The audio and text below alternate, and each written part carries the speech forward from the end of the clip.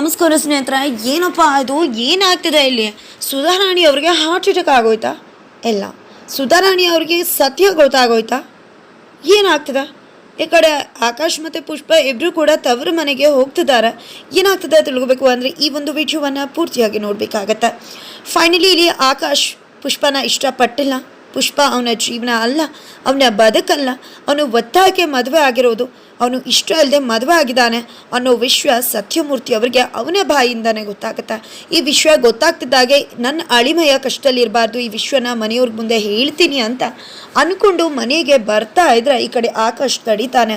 ಇಲ್ಲ ಅಳಿಮಯ್ಯ, ಏನೂ ಆಗೋದಿಲ್ಲ, ನಾನಿದ್ದೀನಿ, ಧೈರ್ಯವಾಗಿ ಹೇಳುವಂತ ಕರ್ಕೊಂಡು ಬರ್ತಿದ್ರೆ ಈ ಕಡೆ ಪುಷ್ಪ ಕೂಡ ಒಂದು ನಿರ್ಧಾರ ಮಾಡಿದಾಳೆ.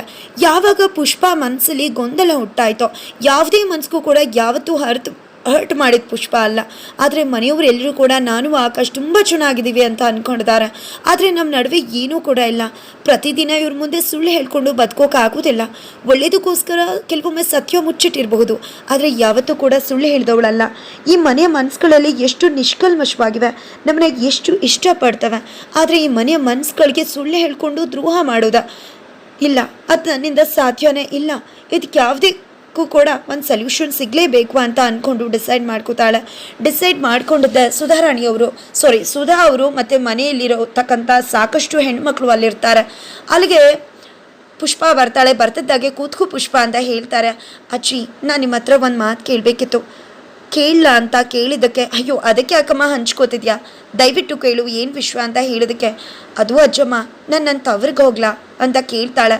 ತವ್ರಿಗೆ ಹೋಗ್ಲಾ ಅಂತ ಕೇಳೋ ಮಾತು ಮನೆಯವರೆಲ್ಲರೂ ಕೂಡ ಆತಂಕ ತರಿಸುತ್ತೆ. ಯಾಕಂದರೆ ಹೊಸದಾಗಿ ಮದುವೆ ಆಗಿ 2 ದಿನ ಆಗಿಲ್ಲ, ಆಲ್ರೆಡಿ ತವ್ರ ಮನೆನ ನೆನೆಸ್ಕೋತಿದ್ದಾಳೆ ಅಂದರೆ ಏನು ಅರ್ಥ ಅಂತ. ಈ ಕಡೆ ಸುಧಾ ಅವ್ರಿಗಂತೂ ದೊಡ್ಡ ಆಘಾತ ಆಗತ್ತೆ. ಏನು ಮಾತಾಡ್ತಿದ್ಯಮ್ಮ, ತವ್ರ ಮನೆಗೆ ಹೋಗ್ತೀನಿ ಅಂತ ಯಾವತ್ತೂ ಕೂಡ ಅನ್ಬಾರ್ದಮ್ಮ. ಯಾಕಮ್ಮ, ಈಗ ಮದುವೆ ಆಗಿದೆ, ಆಲ್ರೆಡಿ ತವ್ರಿಗೆ ಹೋಗಬೇಕು ಅಂದರೆ ನಾವು ನಿಮ್ಮನ್ನು ಏನಾದರೂ ಕೊರತೆ ಮಾಡಿದ್ವಾ, ನಿನಗೇನಾದರೂ ನೋವಾಯ್ತಾ ಅಂದಾಗ, ಇಲ್ಲ ಅಜ್ಜಮ್ಮ, ನೀವೆಲ್ಲ ಕೂಡ ತುಂಬ ಚೆನ್ನಾಗಿ ನೋಡ್ಕೊಂಡಿದ್ರ, ನೀವೆಲ್ಲರೂ ಕೂಡ ತುಂಬಾ ಒಳ್ಳೆಯವರು, ಆದರೆ ಅಣ್ಣ ನೋಡಬೇಕು ಅಂತ ಅನ್ನಿಸ್ತದ ಅಂತ ಕೇಳಿದಕ್ಕೆ ಈ ಕಡೆ ಸರಿ ಆಯಿತು ಅಮ್ಮ, ನಿನಗೇನು ಒಳ್ಳೆ ರೀತಿ ಇರಬೇಕು ಅಷ್ಟೇ, ಆದರೆ ನಿನ್ನ ಮತ್ತು ಆಕಾಶ್ ನಡುವೆ ಏನೂ ಸಮಸ್ಯೆ ಇಲ್ಲ ತಾನೆ ಅಂತ ಸುಧಾ ಅವ್ರು ಕೇಳಿದಕ್ಕೆ, ಅಯ್ಯೋ ಅಮ್ಮ, ಯಾಕೆ ಆ ರೀತಿ ಅನ್ಕೋತಿದ್ಯಾ, ನೋಡು ಅವಳ ಕಣ್ಣುಗಳನ್ನ, ನಮ್ಮ ಆಕಾಶ್ ಅವಳನ್ನ ನಿದ್ರೆ ಮಾಡೋಗ್ಬಿಟ್ಟಿದ್ದಾನೆ ಅಂತ ಅನ್ನಿಸ್ತಿದ್ಯಾ, ಅಲ್ಲೇ ಗೊತ್ತಾಗೋದಿಲ್ವಾ ಅವರಿಬ್ರು ತುಂಬ ಚೆನ್ನಾಗಿದ್ದಾರೆ ಅಂತ. ಖಂಡಿತ ಇವರಿಬ್ರು ಥರ ಯಾವ ಕಪಲ್ಸ್ ಇರೋಕ್ಕೂ ಕೂಡ ಸಾಧ್ಯ ಇಲ್ಲ, ಅಷ್ಟು ಚೆನ್ನಾಗಿದ್ದಾರೆ ಅಂತ ಹೇಳ್ತಿದ್ದಾರೆ. ಅಷ್ಟರಲ್ಲಿ ಈ ಕಡೆ ಸತ್ಯಮೂರ್ತಿ ಅವರು ಆಕಾಶ್ ಜೊತೆ ಬರ್ತಾರೆ.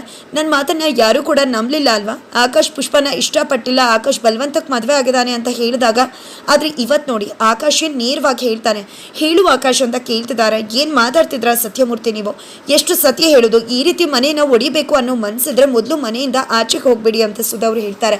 ಅಯ್ಯೋ ಅದೇ ನನ್ನ ಯಾಕೆ ಅಂತಿದ್ರ, ನಾನು ಹೇಳಿರೋ ಮಾತು ಸುಳ್ಳ ಇಲ್ವಾ ಅಂತ ಆಕಾಶ್ನೇ ಕೇಳಿ ಇಲ್ಲೇ ಇದಾನಲ್ಲ ಅಂತಿದ್ದಾಗೆ, ಹೇಳು ಆಕಾಶ್, ಸತ್ಯಮೂರ್ತಿ ಹೇಳ್ತಿರೋ ಮಾತು ನಿಜಾನಾ, ನಿನಗೆ ಪುಷ್ಪ ಅಂದರೆ ಇಷ್ಟ ಇಲ್ವಾ ಅಂತ ಕೇಳಿದಕ್ಕೆ, ಹೌದು ಸತ್ಯಮೂರ್ತಿ ಮಾವ ಹೇಳಿದ ಮಾತು ನಿಜ, ನನಗೆ ಪುಷ್ಪ ಅಂದರೆ ಇಷ್ಟ ಇಲ್ಲ, ನಾನು ಅವಳನ್ನ ಇಷ್ಟಪಟ್ಟು ಮದುವೆ ಆಗಿಲ್ಲ, ಅವಳು ಮುಖ ಕಂಡ್ರೆ ನನಗಾಗೋದಿಲ್ಲ, ನಾನು ಅವತ್ತು ಮದುವೆ ಆದರೆ ಅಂದರೆ ಒತ್ತಡಕ್ಕೆ ಸಿಕ್ಕಾಕೊಂಡು ಮದುವೆ ಆದೆ, ನಿಮ್ಗೆ ಯಾವುದೇ ರೀತಿ ತೊಂದರೆ ಆಗಬಾರ್ದು, ನೋವಾಗಬಾರ್ದು ಅಂತ ತಾಳಿ ಕಟ್ಟಿದ್ನೇ ಹೊರತು ಅವಳ ಮೇಲೆ ಯಾವುದೇ ರೀತಿಯ ಪ್ರೀತಿ ಆಗಲಿ ಭಾವನೆ ಆಗಲಿ ನನಗಿಲ್ಲ, ಅದು ಒಲ್ಲದ ಮದುವೆ, ಇಲ್ಲದ ಪ್ರೀತಿಯ ಸಂಬಂಧ ಅಂತ ಹೇಳ್ತಿದ್ದಾನೆ. ಈ ಮಾತನ್ನು ಕೇಳಿದೆ ಸುಧವರು ಶಾಕ್ ಆಗಿ ಅಳ್ತಿದ್ದಾರೆ. ಈ ಕಡೆ ಪುಷ್ಪ ಕೂಡ ಅಳ್ತಿದ್ದಾಳೆ. ಹೇಳು ಪುಷ್ಪ, ಅವ್ನು ಹೇಳ್ತಿರೋ ಮಾತು ನಿಜಾನಾ ಅಂತ ಕೇಳ್ತಿದ್ರೆ ಪುಷ್ಪ ಹೇಳೋಕೆ ಹಿಂಚರಿದಾಗ ತನ್ನ ಮೇಲೆ ಪ್ರಮಾಣ ಮಾಡಿಸ್ಕೋತಾರೆ ಸುಧಾ. ಹೇಳು, ನನ್ನ ಮೇಲೆ ಆಣೆ ಮಾಡಿ ಹೇಳು, ನಿಜ ಹೇಳ್ತಿದ್ದಾನ ಅವನು ನಿನ್ನ ಕಂಡ್ರೆ ಇಷ್ಟ ಇಲ್ವಾ ಅಂದಾಗ, ಅಯ್ಯೋ ಅಜ್ಜಮ್ಮ, ಅವರೇ ಹೇಳ್ತಿದಾರಲ್ವಾ ಬಾಯ್ಬಿಟ್ಟು, ನಾನಂದರೆ ಅವ್ರಿಗೆ ಇಷ್ಟ ಇಲ್ಲ ಅಂತ, ಅವ್ರು ಏನು ಹೇಳ್ತಿದಾರೋ ಅದು ನಿಜ ಅಜ್ಜಮ್ಮ, ಯಾಕಂದರೆ ಅವ್ರಿಗೆ ನಾನಂದರೆ ಇಷ್ಟನೇ ಇಲ್ಲ. ಅವ್ರು ಮದುವೆ ಆದಾಗ ಮುಂಚೆ ಹೇಗೆ ನನ್ನ ಜೊತೆ ಪ್ರೀತಿಯಿಂದ ಮಾತಾಡ್ಕೊಂಡಿದ್ರು, ಅವ್ರು ಇವಾಗ ಆ ರೀತಿ ಇಲ್ಲ ಅಜ್ಜಮ್ಮ, ಅವ್ರಿಗೆ ನನ್ನ ನೆರಳು ಕಂಡ್ರೂ ಕೂಡ ಆಗೋದಿಲ್ಲ, ಅವ್ರಿಗೆ ನಾನಂದರೆ ಇಷ್ಟ ಇಲ್ವಂತೆ. ನಾನು ಕೂಡ ಕೇಳಿದೆ, ಆದರೆ ನಂಗೆ ಉತ್ತರನೇ ಸಿಗಲಿಲ್ಲ ಅಂತ ಕಣ್ಣೀರು ಹಾಕ್ತಿದ್ದಾಳೆ. ಈ ಕಡೆ ಒಂದು ಹೆಣ್ಮಕ್ಳು ಜೀವನ ಹಾಳಾಗೋಯ್ತಲ್ಲ, ನನ್ನ ಮೊಮ್ಮಗ ಇಷ್ಟ ಇಲ್ದಿರೋ ಮದುವೆ ಆಗ್ಬಿಟ್ನಲ್ಲ ಅಂತ ಅವರು ಎದೆ ಇಟ್ಕೊಂಡು ಕೆಳಗಡೆ ಕುಸ್ತು ಹೋಗ್ತಾರೆ. ಈ ಕಡೆ ಮನೆಯವ್ರು ಎಲ್ಲರೂ ಕೂಡ ಎಪ್ಸೋ ಪ್ರಯತ್ನ ಮಾಡ್ತಿದ್ದಾರೆ, ಆದರೆ ಏನೇ ಮಾಡಿದ್ರು ಕೂಡ ಎಚ್ಚರ ಆಗ್ತಾನೆ ಇಲ್ಲ. ತಕ್ಷಣ ಈ ಕಡೆ ಅಜ್ಜಿ ಅಂತ ಕಿರ್ಚ್ಕೊಂಡ್ಬಿಡ್ತಾನೆ, ಬಿಡ್ತಾನೆ ಆಕಾಶ್ ಕುತ್ಕೊಂಡು. ಆದರೆ ಇದೆಲ್ಲವೂ ಕೂಡ ಆಕಾಶ್ ಕಂಡ ಕನಸಾಗಿದೆ. ಈ ಕಡೆ ಮಾವ ಹೇಳಿದ ನಿಜ, ಆದರೆ ಆಕಾಶ್ನ ಕೇಳಿದಾಗ ಆಕಾಶ್ ಏನನ್ನ ಕೂಡ ಹೇಳಿಲ್ಲ, ಕನಸು ಕಂಡಿದ್ದಾನೆ. ತಾನೇನಾದರೂ ಸತ್ಯ ಹೇಳಿಬಿಟ್ರೆ ಇದೇ ಘಟನೆ ನಡೆದುಬಿಡುತ್ತೆ ಅಂತ ಹೆದರ್ಕೊಂಡ್ಬಿಟ್ಟಿದ್ದಾನೆ. ಅವತ್ತು ಕೂಡ ತನ್ನ ಅಜ್ಜಿ ಚೆನ್ನಾಗಿರಬೇಕು ಅಂತ ತಾಳಿ ಕಟ್ಟಿದ್ದ ಆಕಾಶ್ ಇವತ್ತು ತನ್ನ ಅಜ್ಜಿ ಸಾವಿಗೆ ಕಾರಣ ಆಗೋದಕ್ಕೆ ಇಷ್ಟಪಡೋದಿಲ್ಲ. ಇಲ್ಲ, ಸತ್ಯಮೂರ್ತಿ ಮಾವ ಹೇಳಿದ ಏನೂ ನಿಜ ಅಲ್ಲ, ಎಲ್ಲ ಸುಳ್ಳು ಅಂತಾರೆ. ಈ ಕಡೆ ಏನು ಮಾತಾಡ್ತಿದ್ಯಾ ಅಳಿಮಯ್ಯ ನೀನೇ ಅಲ್ವಾ ಹೇಳಿದ್ದು ಇದೆಲ್ಲ ನಿಜ, ನನಗೆ ಪುಷ್ಪ ಅಂದರೆ ಇಷ್ಟ ಇಲ್ಲ ಅಂತ. ಆದರೆ ಇವಾಗ ನೋಡಿದ್ರೆ ನನ್ನೇ ಸಿಕ್ಸಾಕಿಸ್ತಿದ್ಯಲ್ಲ, ಉಲ್ಟಾ ಹೊಡಿತಿದ್ಯಲ್ಲ ಅಂದಾಗ, ಅಯ್ಯೋ ಮವ ನೀವು ಆ ರೀತಿ ಕೇಳಿದ್ರಲ್ವ, ನಿಮಗೆ ಚೋಕ್ ಕೊಡಬೇಕು ಅಂತ ಆ ರೀತಿ ಹೇಳಿದೆ ಹೊರತು ನೀವು ಅಂದ್ಕೊಂಡಾಗ ಆ ರೀತಿ ಏನೂ ಇಲ್ಲ. ನನಗೆ ಪುಷ್ಪ ಅಂದರೆ ಪಂಚಪ್ರಾಣ, ಅವರಂದರೆ ನಂಗೆ ತುಂಬಾ ಇಷ್ಟ. ಕೈಯಲ್ಲಿ ನೋಡಿ ಹೇಗೆ ಅಚ್ಚಿ ಹಾಕಿಸ್ಕೊಂಡಿದ್ದೀನಿ, ಅಲ್ಲೇ ಗೊತ್ತಾಗೋದಿಲ್ವಾ ನಾನು ಮತ್ತು ಪುಷ್ಪ ಎಷ್ಟು ಚೆನ್ನಾಗಿದ್ದೀವಿ ಅಂತ. ಅಲ್ವೇನ್ರಿ ಪುಷ್ಪ ಅವರೇ, ನಾವು ಚೆನ್ನಾಗಿದ್ದೀರಲ್ವ ಅಂತ ಕೇಳ್ತಿದ್ರೆ ಈ ಕಡೆ ಸುಳ್ಳು ಹೇಳೋಕೆ ಶುರು ಮಾಡ್ಕೋತಿದ್ದಾಳೆ ಪುಷ್ಪ ಕೂಡ. ನಂತರ ಇಲ್ಲ, ಇವ್ರು ಹೇಳಿದೆಲ್ಲ ನಿಜ, ಇವ್ರು ನನ್ನ ಬೆನ್ನಿಂದನೇ ನಾಟಕ ಮಾಡ್ತಿದ್ದಾನಲ್ಲ ಇವನು, ಏನಾದರೂ ಮಾಡಿ ಸಾಕ್ಷಿ ಸಮೇತ ಇವರಿಬ್ಬರನ್ನ ಹಿಡ್ದಾಕ್ಬೇಕು ಅಂತ ಪಣ ತೊಡ್ತಾರೆ ಸತ್ಯಮೂರ್ತಿ. ನಂತರ ಈ ಕಡೆ ಅಪ್ಪನಿಗೆ ತನ್ನ ಹೆಂಡತಿ 25 ಲಕ್ಷ ಕೊಟ್ಟು ಮನಿ ಚಿಕ್ಕಣ್ಣನ ಹತ್ರ ಹೋಗಿ ಡಬಲ್ ಮನಿ ಚಲ್ವಣ್ಣನ ಹತ್ರ ಹೋಗಿ ಡಬಲ್ ಮಾಡೋದಕ್ಕೆ ಹೋಗಿದ್ದಾಳೆ, 50 ಲಕ್ಷ ತೊಗೊಳೋದಕ್ಕೆ ಅನ್ನೋದು ಅಪ್ಪಣ್ಣಂಗೆ ಗೊತ್ತಾಗ್ಬಿಡತ್ತೆ. ಎಲ್ಲಿಂದ ಬಂತು ಈ ದುಡ್ಡು? ಇದನ್ನೆಲ್ಲ ನೋಡ್ತಾ ಇದ್ರೆ ಯಾಕೋ ಮೈಸೂರವ್ರ ಹತ್ರನೇ ಇವಳು ದುಡ್ಡು ತೊಗೊಂಡಿದ್ದಾಳೆ ಅನ್ನಿಸ್ತಿದೆ ಅಂತ ಅಂದ್ಕೊಂಡಿದ್ದೆ. ಗಿರ್ಜಾ ಹತ್ರ ಬಂದು ಪ್ರಶ್ನೆ ಮಾಡ್ತಿದ್ದಾರೆ, ಏನು ಡಬಲ್ ಮನಿ ಚಲ್ವಣ್ಣನ ಹತ್ರ ನಿಂದೇನಿದೆ ಕೆಲಸ? 25 ಲಕ್ಷ ರೂಪಾಯಿನ ಕೊಟ್ಟಿದ್ಯಂತಲ್ಲ ಡಬಲ್ ಮಾಡೋಕ್ಕೆ, 25 ಲಕ್ಷ ಎಲ್ಲಿಂದ ನಿನಗೆ ಬಂತು ಅಂತ ಕೇಳ್ತಿದ್ದಾರೆ. ಅವ್ರ ಮಾತಲ್ಲೇ ನಡ್ಗೋಗ್ತಿದ್ದಾರೆ ಈ ಕಡೆ ಗಿರಿಜಾ.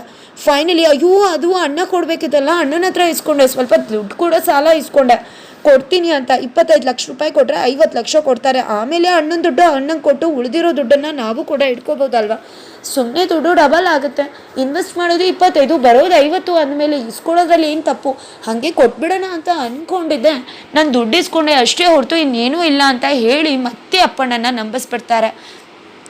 ನಂತರ ಈ ಕಡೆ ಪುಷ್ಪ ತವರ ಮನೆಗೆ ಹೋಗ್ಬೇಕಂತೆ ಆಕಾಶ್. ಹೆಣ್ಮಗಳು ಮದುವೆ ಆದವಷ್ಟರಲ್ಲಿ ಒಂಟಿಯಾಗಿ ತವರ ಮನೆಗೆ ಹೋಗಬಾರ್ದು, ಅದು ಒಳ್ಳೇದಲ್ಲ. ಜೊತೆಗೆ 4 ಜನ 4 ಥರ ಮಾತಾಡ್ತಾರೆ. ಯಾವತ್ತೂ ಕೂಡ ಮದುವೆ ಆದ ಹೆಣ್ಮಗಳು ತವರಿಗೆ ಹೋಗಬೇಕು ಅಂದರೆ ಅದು ಅವಳ ಗಂಡನ ಜೊತೆನೇ ಹೋಗಬೇಕು, ಆಗ ಮಾತ್ರ ಅದಕ್ಕೆ ಅರ್ಥ. ನೀನು ಕೂಡ ಪುಷ್ಪ ಜೊತೆ ತವರ ಮನೆಗೆ ಹೋಗ್ಬಾ ಅವಳು ತವರ ಮನೆಗೆ ಅಂತಾರೆ. ಅಯ್ಯೋ ಅಜ್ಜಿ ಅದು ಹಾಗಲ್ಲ, ನನಗೆ ಕೆಲಸ ಇದೆ ಅಂತ ಹೇಳಿ ತಪ್ಪಿಸ್ಕೊಳ್ಳೋಕೆ ನೋಡ್ತಾನೆ ಆಕಾಶ್. ಆದರೆ ಇಲ್ಲಿ ಸುಧಾ ಅವ್ರು ಮಾತ್ರ, ಏನು ಆಕಾಶ್, ಯಾವತ್ತೂ ಕೂಡ ನೀನು ನನ್ನ ಮಾತಿಗೆ ಇಲ್ಲ ಅಂತ ಹೇಳಿಲ್ಲ, ದಯವಿಟ್ಟು ಅರ್ಥ ಮಾಡ್ಕೊ. ನಿನ್ನ ಹೆಂಡತಿ ಜೊತೆ ಬಿಟ್ಟಿರ್ತೀಯ ನೀನು? ಯಾಕೆ? ನಿನ್ನ ಹೆಂಡತಿ ಜೊತೆ ನೀನು ಹೋಗು, ಅವ್ರ ತವ್ರ ಮನೆಗೆ ಹೋಗಿ ಅವಳು ಕೂಡ 1-2 ದಿನ ಇದ್ದು ಬರಲಿ, ಅವಳು ಕೂಡ ಖುಷಿ ಆಗುತ್ತೆ, ಖುಷಿ ಪಡ್ತಾಳೆ. ನಿನ್ನ ಹೆಂಡತಿ ಖುಷಿಗಿಂತ ಇನ್ನೇನಪ್ಪ ಬೇಕು ನಿನಗೆ?